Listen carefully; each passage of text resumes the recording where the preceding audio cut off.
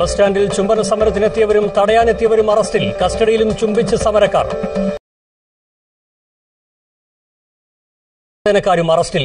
സംഘർഷം നിയന്ത്രിക്കാൻ പോലീസ് പലതവണ ലാത്തി വീശി. പുതിയ ബസ് സ്റ്റാൻഡ് പരിസരത്ത് പോലീസ് നിരോധനാജ്ഞ പ്രഖ്യാപിച്ചിരുന്നു.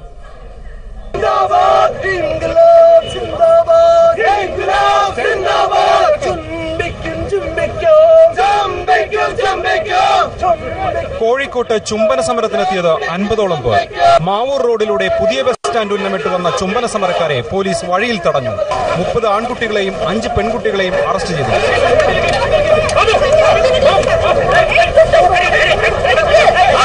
ചെറു സംഘങ്ങളായാണ് സമരക്കാർ എത്തിയത്. കോഴിക്കോടിന് പുറമെ മറ്റു പല നഗരങ്ങളിൽ നിന്നും ചുംബന സമരത്തിന് ആളെത്തി. ചുംബന സമരക്കാരെ നേരിടാനെത്തിയ 30 ഹനുമാൻ സേനക്കാരെയും ബലം പ്രയോഗിച്ച് അറസ്റ്റ് ചെയ്തു. ചുംബന സമരം ഉച്ചകഴിഞ്ഞ് 3-ന് തുടങ്ങുമെന്നാണ് നേരത്തെ പ്രഖ്യാപിച്ചത്. സമരത്തിന് 1.5 മണിക്കൂർ മുൻപേ കാഴ്ചക്കാർ നിറഞ്ഞു. സമരത്തെ നേരിടാൻ 200ഓളം പോലീസും. ചുംബന സമരത്തെ അനുകൂലിച്ചും പ്രതികൂലിച്ചും അഭിപ്രായങ്ങൾ ഉയർന്നു. കാഴ്ചക്കാർ തമ്മിലുള്ള വാക്കേറ്റം പലപ്പോഴും കയ്യാങ്കളിയിലേക്ക് നീണ്ടു. സ്ഥിതി സംഘർഷത്തിലേക്ക് നീങ്ങിയതോടെ പോലീസ് പലതവണ ലാത്തി വീശി.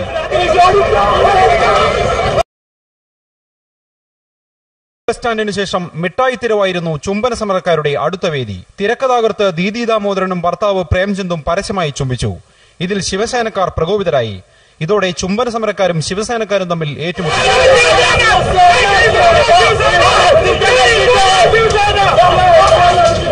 മിഠായി തെരുവിൽ സംഘർഷം നിയന്ത്രിക്കാൻ വേണ്ടത്ര പോലീസ് ആദ്യമില്ലായിരുന്നു. 15 മിനിറ്റോളം ഇരുകൂട്ടരും തമ്മിൽ തന്നെ.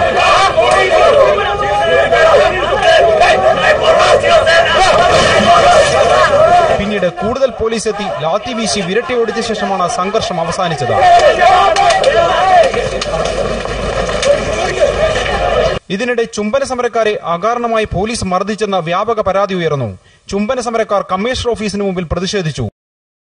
അറിയിക്കാനാണ് അവിടെ എത്തിയത്. സമരത്തിനോട് ഐക്യപ്പെടുന്നു എന്ന് പ്രഖ്യാപിക്കാൻ തന്നെയാണ് അവിടെ എത്തിയത്. അപ്പൊ എന്നെയല്ല, എന്റെ പാർട്ട്ണറിന് പ്രേംചന്ദിനെയാണ് അവര് അറ്റാക്ക് ചെയ്യാനായിരുന്നു. അവര് ശിവസേനയുടെ ആൾക്കാരെ എന്ന് സ്വയം പറയുന്ന ചിഹ്നങ്ങൾ കൊണ്ട് അങ്ങനെ ഏതൊരു സേനയുടെ ഭാഗമാണ് എന്ന് നമുക്ക് തോന്നുകയും ചെയ്യുന്ന ഒരു കൂട്ടം ആൾക്കാര് എന്നിട്ട് അവരും ആണ് പ്രത്യേകിച്ച് വന്നിട്ട് അറ്റാക്ക് ചെയ്യാൻ ചെയ്തു.